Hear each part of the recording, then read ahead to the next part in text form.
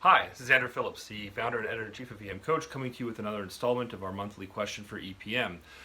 This one in particular has a lot of learning points because Rocky Mountain spotted fever is not that common of diagnosis, and so there are reasons that you need to try to keep this in mind, and also a little bit of an update with the treatment recommendations. So first of all, Rocky Mountain spotted fever, there are only 3 infectious causes of rashes that will include the palms and soles. Now, this is infectious causes, bear in mind. And so this is rickettsia, it is Coxsackie, and it is syphilis. And you can remember with the little cars mnemonic that we have at the end of the question as well, going up the Rocky Mountains in the rickety old car and the syphilis tailpipe, which personally I think is a particularly funny aspect of the illustration that can help you remember it. But for those particular 3, right? If you see a rash on the palms and soles and are suspecting an infectious cause, those are the 3 you're going to be looking for.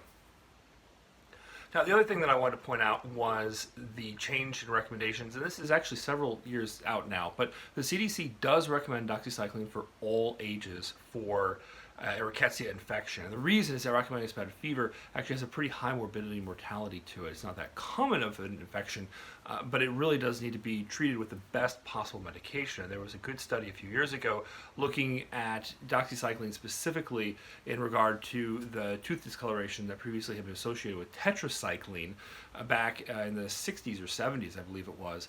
At any rate, they did not find the problems with the tooth discoloration with doxycycline, which of course is in the class of tetracyclines, but it was tetracycline itself that was tested back in the day.